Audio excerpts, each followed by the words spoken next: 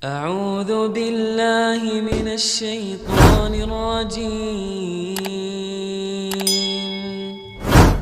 بسم الله الرحمن الرحيم.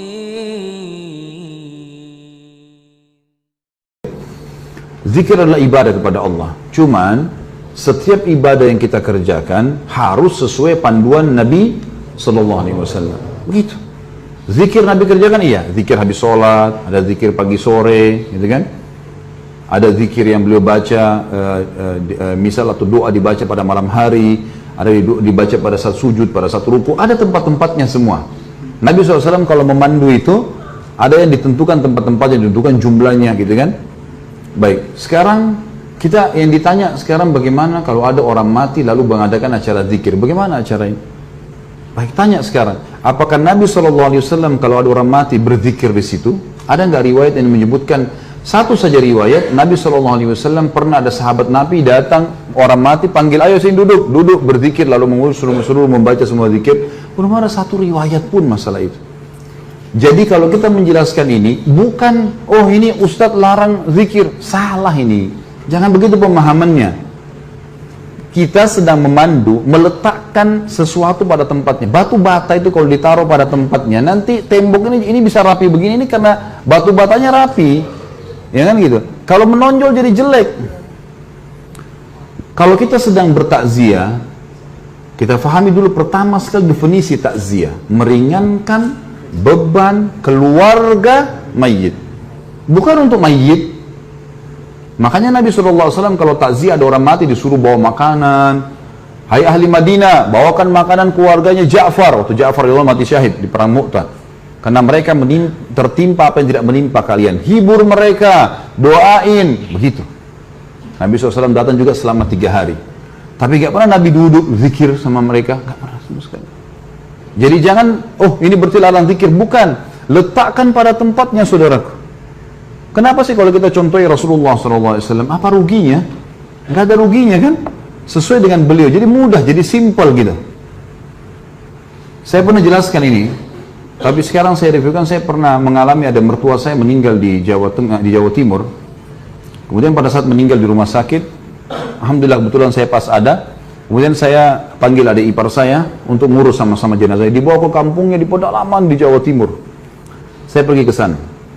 Kemudian diuruslah jenazah, saya panggil adik saya ajarin caranya ini begini, cara mandikannya segala macam, bersihkan kotorannya, udah selesai semuanya perawatannya, lalu kemudian kami taruh jenazahnya, insya Allah sebentar lagi kita akan bawa ke masjid nih.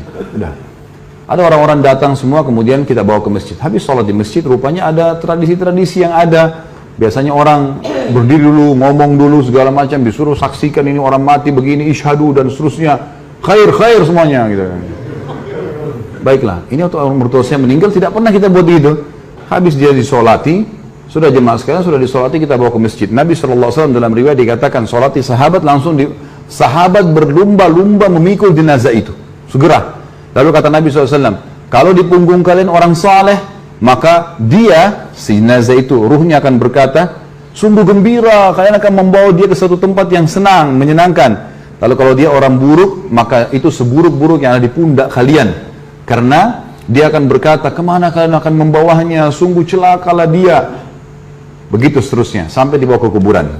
Lalu Nabi SAW menurunkan jenazah, dan diturunkan jenazah ini, diturunkan, kemudian mereka naik, lalu kemudian ditutup. Itu sunnah Nabi SAW. Maka saya lakukan seperti sunnah ini. Jadi nggak ada lagi dibuka kupingnya, diazanin, panggil anaknya azan, kena azan untuk sholat. Gitu kan. Nggak ada hubungannya sama orang mati. Allah mengatakan, innaka la tusmi'u man fil kubur. Kau tidak akan bisa memperdengarkan orang yang di kuburan, hai Muhammad. Selesai orang mati, mau diazanin untuk apa gitu? Ada yang lebih unik, ngajak bicara orang mati itu. Saya pernah lihat itu di kuburan, dia pegang kertas, orang-orang di sebelahnya nggak ngerti. Saya ngerti apa yang dia bilang. Hai fulan bin fulan, kalau malaikat mungkar nakir datang tanya siapa Tuhanmu, jawablah Allah. Kalau antum ada orang meninggal, antum ikut, antum lihat dia pegang kertas, itu dia ngomong sama orang mati biasanya. Kalau datang tanya siapa nabimu, bilang Muhammad SAW. Kalau datang tanya agama, bilang Islam. Jadi dia memandu orang mati. Apa yang mau dipandu ini? Waktu masih hidup, ajar. Gitu. Jangan lagi mati. Baiklah. Kita turunin jenazah itu, ditutup, lalu saya naik sama ipar saya, sama satu orang lagi bantu, setelah kami keluar ditutup. Rupanya saya nggak tahu di situ ada beberapa teman-teman kiai yang hadir. Kemudian setelah itu saya jalankan sunnah Nabi SAW. Apa sunnah Nabi? Nabi SAW waktu pernah mengubur sahabatnya, jenazah sahabatnya, langsung beliau berceramah tentang proses orang mukmin kalau ruhnya mati, maka akan datang 3 malaikat, di kiri kanannya malaikat rahmah membawakan kafan dari surga, malaikat maut dibunuh-bunuh kepalanya mengatakan, hai jiwa yang baik, keluarlah kepada pengampunan Tuhanmu, lalu ruhnya keluar lebih mudah daripada air dari mulut kendi. Terus saja saya sampaikan, sampai saya sadari, ipar saya menangis, dan orang-orang banyak yang nangis, karena riwayatnya panjang itu, tentang ruh orang beriman keluar, kemudian mengeluarkan bau lebih wangi dari bau kasturi, naik ke langit, semua malaikat menyambut ruh itu. Kemudian terdengar Allah mengatakan, catatkan hambaku ini termasuk penghuni surga, kembalikan dari dunia, di sana saya ciptakan, di sana pula saya bangkitkan. Lalu diantar ruhnya bersama jasadnya dimasukkan oleh kerabatnya.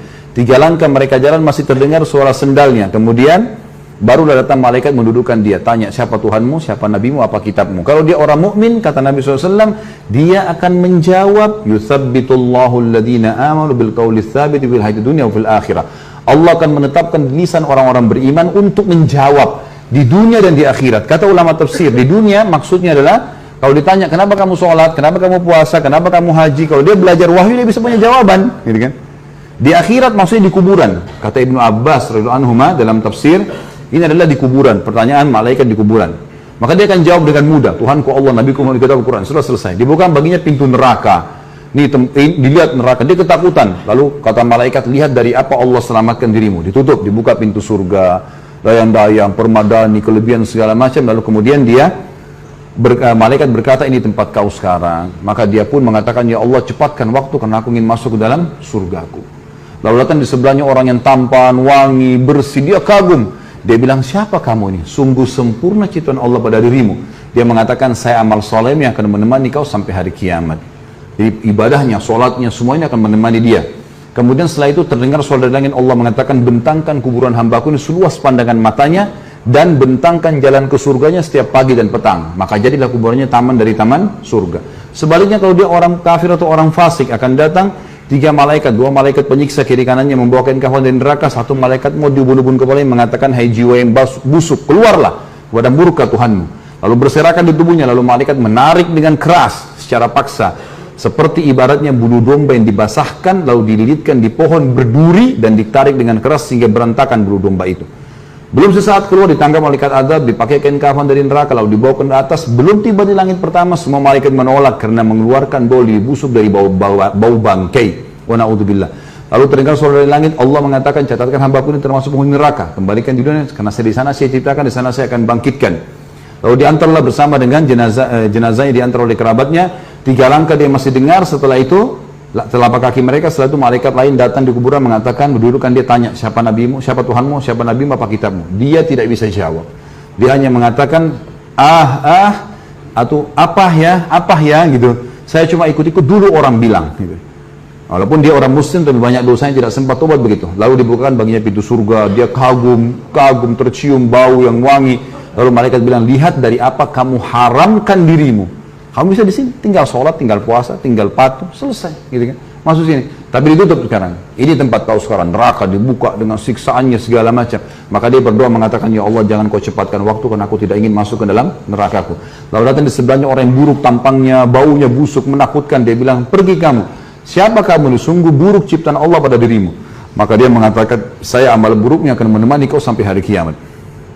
Kemudian datanglah malaikat yang tidak punya pendengaran dan penglihatan. Ini Allahu alam, Allah lebih tahu maknanya, tapi kita imani, gitu kan?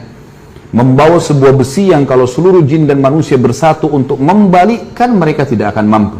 Yang akan dihantamkan ke kepala jenazah ini, kemudian dia hancur, lalu diutuhkan kembali begitu terus sampai hari kiamat. Itu keadaannya. Maka riwayat ini saya sampaikan teman-teman sekalian, pada saat itu ternyata ada yang sempat menangis. Ya. Setelah itu kami pulang, dan saya bilang sebelum pulang, bapak sekalian, kami membuka rumah orang tua kami untuk takziah selama 3 hari.